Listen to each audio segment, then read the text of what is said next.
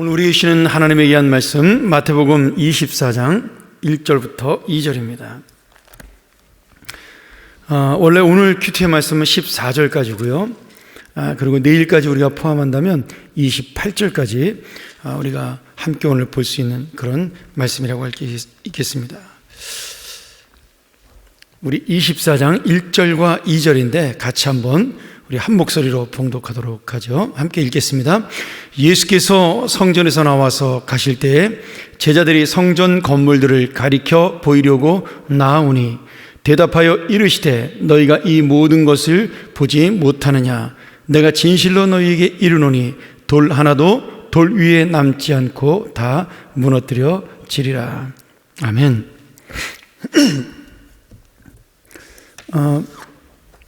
오늘 이 말씀은 마태복음 24장, 25장 이 두 장을 합쳐서 우리가 보통 요한계시록의 그 종말의 내용하고 같이 비교하면서 작은 계시록이다 이렇게 부르는 내용입니다. 왜냐하면 24장, 25장에 나타나는 종말의 징조들이 계시록에 나오는 징조와 너무나 비슷한 면이 많이 있기 때문에 우리가 이것을 소계시록 또는 작은 계시록 이렇게 별명으로 부르는 본문이죠. 나중에 우리 집에 가셔서 24장, 25장 전체를 한번 읽어보시면 이 시대가 바로 하나님이 말씀하시는 종말의 시대와 가깝구나 이런 것을 느낄 수가 있습니다. 24장, 25장에 보면 예수님이 재림하시기에 앞서서 나타날 징조에 대해서 그리고 환난에 대한 이야기를 우리에게 말씀해 주고 있는데요. 우리가 읽었던 1절과 2절은 예루살렘 성전이 철저하게 파괴될 것을 예언하는 말씀입니다. 이 말씀을 통해서 예수님께서는 진정한 성전이 건물의 성전이 아니라 예수 그리스도가 성전이며 또한 그 예수 그리스도를 믿는 우리가 참된 성전이라는 사실을 말씀해 주고 있습니다. 1절, 2절에 제자들이 그 아름다운 성전을 보고 예수님에게 무엇인가 이야기하려고 했을 때 아마 성전이 멋있지 않습니까? 그 말을 하려고 했던 것 같아요. 그래서 예수님이 그 이야기를 하는 거죠. 이 성전이 이제 곧 돌 위에 돌 하나도 남지 않고 다 파괴될 것이다. 지금 이 예루살렘 성전은 우리가 흔히 말하는 헤롯 성전이라고 불리는 성전입니다. 이스라엘은 세 번의 성전을 짓는데요. 첫 번째 성전이 우리가 이제 광야 시대 때 쓴 성막은 제외하고 솔로몬이 지었던 돌로 만든 성전이 첫 번째 예루살렘 성전입니다. 이것을 우리는 쉽게 설명하기 위해서 솔로몬의 성전이다 이렇게 표현하고 있고요. 두 번째 성전은 이스라엘 백성들이 바벨론 포로 70년 생활에서 돌아와서 지었던 예루살렘 제2성전입니다. 비록 솔로몬의 성전보다 형편없이 초라하게 지어졌지만 이스라엘 백성들은 그 성전을 지으면서 하나님의 약속을 다시 생각을 하는데 그것을 예루살렘 제2성전 또는 스룹바벨 성전 이렇게 부릅니다. 스룹바벨 총독이 지었기 때문에 그렇죠. 그리고 난 다음에 이 성전이 다시 로마에 의해서 또는 그 여러 가지 전쟁에 의해서 많이 훼손이 됩니다. 그런 시대에 예수님 시대 때 헤롯 대왕이 자신이 왕이 되는 것을 싫어했던 이스라엘 백성들, 유대인들을 뭐라 그럴까요? 좀 잘 보이기 위해서 유대인들에게 호감을 사기 위해서 3성전을 짓습니다. 그래서 이 성전을 예루살렘 3성전 또는 헤롯 성전이다 이렇게 부르는데 이 성전이 얼마나 아름다운지 46년 동안 이 성전을 지었습니다. 그러니까 지금 예수님 시대에도 이 성전이 완성되지 않았고 계속해서 성전이 지어가고 있는 상태였어요. 그러니 그 성전이 지어져가는 모습을 보면서 지금 제자들은 와, 성전이 정말 멋있게 세워져 가고 있습니다. 그 말을 하려고 했던 거죠. 그런데 이렇게 지어져 갔던 성전이 예수님이 승천하시고 난 다음 몇 년이 지나서 이 성전은 완성이 됩니다. 그런데 AD 70년에 우리가 지난주에 잠깐 설명을 드렸지만 랍비 아키바와 함께 라쿠바라는 유다의 별이라는 별명이 붙은 로마의 반역자죠. 이스라엘에게는 뭐 애국자일 수 있겠죠. 독립운동가고요. 그 랍비 아키바의 그 지지를 받았던 그 라코우바가 유대인 반란을 일으키게 됩니다. 그래서 AD 70년에 베스파시안 장군과 그의 아들 디도에 의해서 이스라엘 나라가 이 지도상에서 사라지는 역사를, 비참한 역사를 만나게 되죠. 그때 이 디도 장군이 예루살렘 성을 점령하면서 성전을 불에 태웠는데 예수님의 예언 그대로 이 성전이 돌멩이의 흔적도 남지 아니하고 전부 다 불에 타서 없어지게 됩니다. 그리고 그 뒤로 약 1900년 동안 1948년 이스라엘이 재건할 때까지 그 성전은 흔적도 없이 사라졌고요. 사실 안타깝게도 지금도 그 성전 자리에는 이스라엘 성전이 있는 것이 아니라 모슬렘 성전이 자리를 잡고 있습니다. 그런 이유로 이스라엘 백성들은 지금도 그 성전을 탈환하기 위해서 통곡의 벽 앞에서 날마다 울면서 기도하고 있죠. 우리에게 예루살렘 성전을 회복할 수 있는 기회를 달라고. 그리고 이스라엘 전통에 따르면 예루살렘 성전이 회복하는 날 이스라엘도 다시 중흥하고 메시아가 와서 이것을 회복할 것이라, 뭐 이런 잘못된 사상을 가지고 지금도 기도하고 있습니다.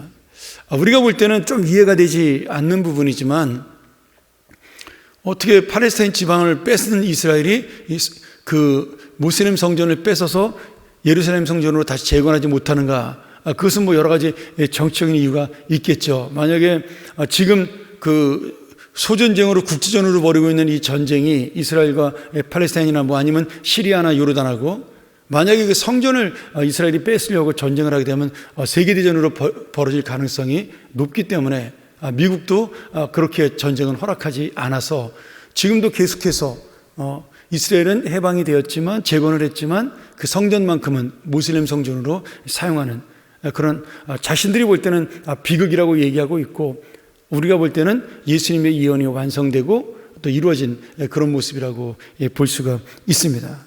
중요한 건 지금도 이스라엘 사람들이 성전을 중요시 여기고 있지만 그것은 주님의 뜻은 아니라는 겁니다. 예수님은 당신이 죽으시고 부활하심으로 성전이 완전하게 완성이 되었고 성령을 우리에게 보내심으로 말미암아 그 성전은 우리의 심령 속에서 완성이 된 것입니다. 그래서 오늘 우리는 교회를 성전이라고 부르지 않습니다. 교회는 예배당입니다. 그냥 교회는 우리 교인들이 모이는 공동체 회집의 장소예요.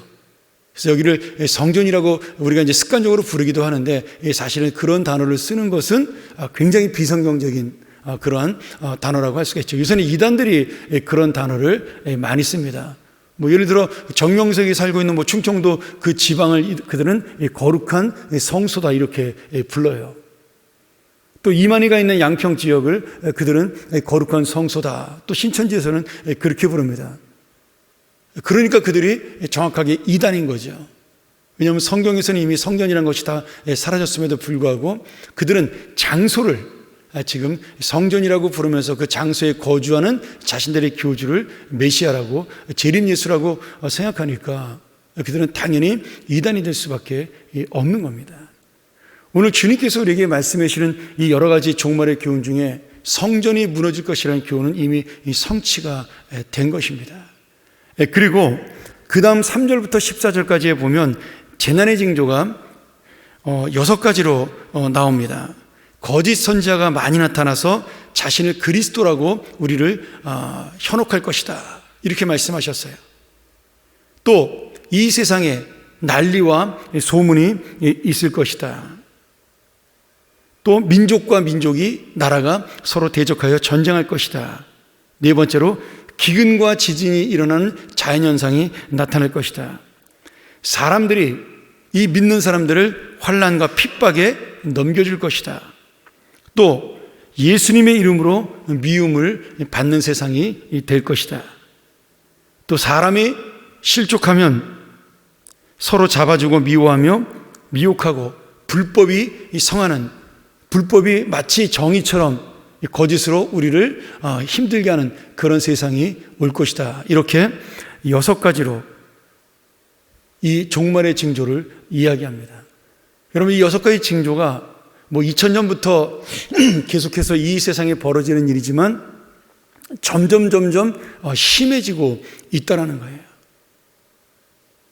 우리가 그 세계 역사를 보면 이 세상에 전쟁이 없던 시절이요, 인류가 역사를 기록한 시점부터 지금까지 다 합쳐서 3년이 되질 않아요. 전 세계가 평화를 가지고 한 번도 전쟁을 하지 않냐고 모든 나라가 함께 살아갔던 그 시대가 3년이 채 넘지 않습니다. 계속해서 우리는 자기 나라의 이익과 이익을 위해서 전쟁을 벌이고 있는 거죠. 우리가 모를 뿐이에요. 뭐 내전이 벌어져서 모르는 것이고, 전에는 아프리카에서 전쟁이 벌어졌으니까 우리가 관심이 덜했던 것이고, 그러나 그 전쟁은 끊임없이 계속되어 왔습니다. 그리고 이 세상이 발전하면 발전할수록 사람이 죄악이 더 성해지고, 희한하게 과학이 발전해서 사람들이 합리적이고 더 상식적이 될 것 같은데 이단이나 신비로운 현상들에 대한 사람들의 동경이 더 심해집니다. 그리고 거짓을 이야기하며 자기의 마음을 만족시키는 자들에게 사람들이 넘어가죠.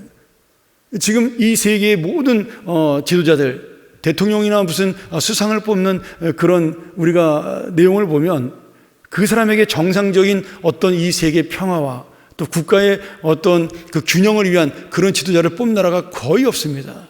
전 세계 대부분의 나라는 자신들의 유익과 감정적인 어떤 이유를 가지고 지금 지도자를 뽑고 있죠. 미국이나 독일이나 지금 다 마찬가지예요. 프랑스도 마찬가지고요.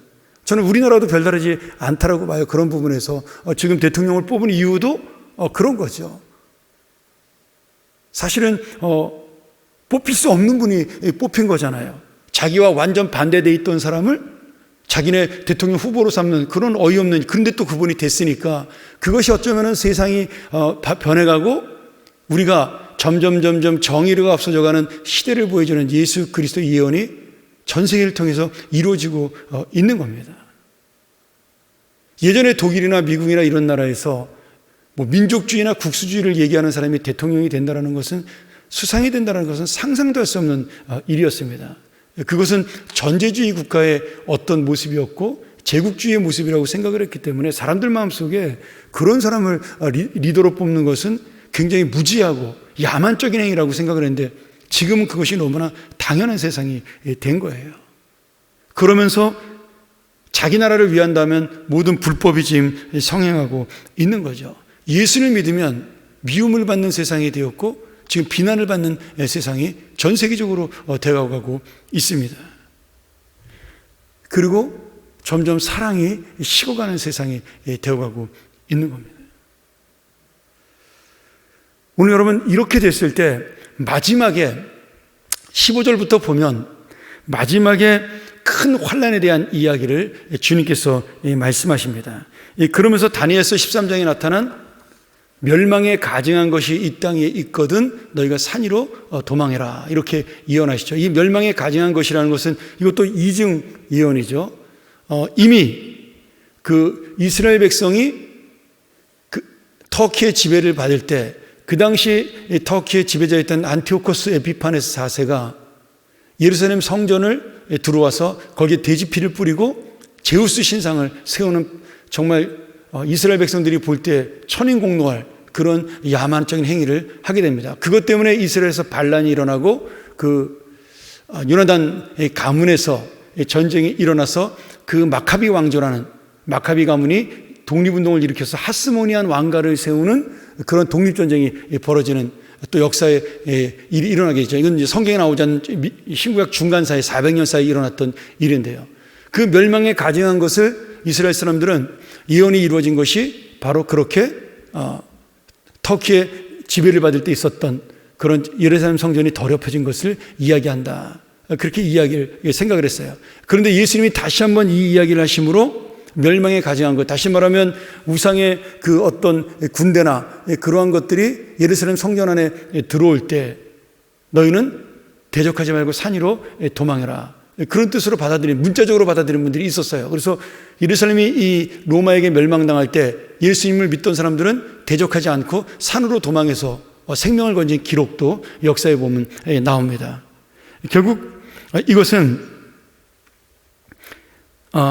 예수님 시대에 너희가 그러한 징조들이 보일 때 다시 한번 기억하면서 그런 날이 오지 않기를 바라고, 또한 그런 날이 왔을 때 미리 준비하라는 주님의 그러한 말씀이죠. 또 교훈이죠. 그래서 이러한 종말에 대한 경고의 메시지, 이 세상이 예수님의 말씀처럼 점점점 종말을 향해 달려갈 때 우리는 두 가지의 준비를 하는 의미를 가지고 있어야 되는데, 하나는 내가 항상 지금 종말 가운데 살고 있다는 것을 의식하며 사는 겁니다. 제가 기도 제목 중에 하나가 바로 그거죠. 제가 살아있는 동안 예수님이 오셨으면 좋겠다라는 겁니다. 물론 이루어질지 안 이루어질지는 잘 모르겠어요. 주님의 뜻대로 되겠지만 그런 마음으로 기도하며 사는 것이 저는 맞다라는 생각이 듭니다. 그래서 예수님이 오시는 날 내가 어떻게 그분을 맞이할까? 그분 앞에 내가 잘하였도다, 착하고 충성된 종아라고 칭찬받을 수 있는 그러한 마음으로 오늘 하루를 살아가는 것, 그것이 바로 오늘 주님이 말씀하시는 종말에 대한 준비입니다. 물론 우리가 이 세상을 준비하기 위해서 열심히 살고 노후를 준비하고, 요새 우리들의 화두잖아요. 노후를 어떻게 준비할 것인가. 그것도 중요하지만 예수님 앞에 섰을 때 우리는 어떤 준비를 하고 있는가에 대한, 정말 열처녀처럼 등불을 준비했던 그 들러리 처녀들처럼 우리가 어떤 준비를 하고 있는가가 지금 주님이 말씀하시는 이 종말에 대한 교훈입니다. 또 하나는 45절에 그 말씀이 나오는데, 지혜로운 종이 되어서 때를 따라 그 맡은 자들에게 양식을 나눠주는 자, 다시 말하면 이 말씀을 전파하는 자가 되라는 겁니다. 이 말씀의 전파를 이단들에게 빼앗기지 말고 우리가 정말 종말을 가까이 했다는 사실을 기억하면서 그들에게 복음을 전해야 한다는 거예요. 물론 이 복음을 전한다는 것이, 야, 이 세상 멸망날이 가까워왔으니까 너 예수 믿고 준비해야 돼, 그런 의미로 전하라는 것은 아닙니다. 그건 이단이 전하는 방법이고요. 우리는 우리가 정말 영생이 있는 이 삶이 우리 안에 있다는 사실, 예수 그리스도를 통하여 새로운 새 인생이 있다는 사실, 이 땅이 아닌 하늘에 우리에게 영원한 생명이 있다는 사실을 전파할 수 있는 것, 그것이 바로 오늘 주님께서 종말을 준비하는 자의 지혜로운 종의 자세다라고 말씀하고 있습니다. 오늘 다시 한번 이 말씀을 기억하면서, 아마 여러 번 들었던 말씀이겠지만 오늘 예수님께서 이 제자들에게 십자가에 달려 돌아가시 전에 마지막으로 주신 말씀이에요. 너희들이 먹고 사는 것에도 집중해야 되고 열심히 살아야 하고, 여러 가지로 이 세상을 살아가는 것이 힘겹고 어렵지만 이 종말을 준비하는 삶이 될 때 나와 만나는 그날 너희들이 기쁨으로 나를 맞이할 수 있을 것이다. 주님께서는 그렇게 말씀하시면서 오늘 제자들에게 너희의 십자가를 지라고 말씀하고 있는 거죠. 자, 사랑하는 여러분, 우리가 바쁘게 살아가다 보면 눈앞에 당장 떨어지지 않기 때문에 이 주님이 말씀하시는 이 종말에 대해서 깊이 있게 생각하지 않을 수가 있습니다.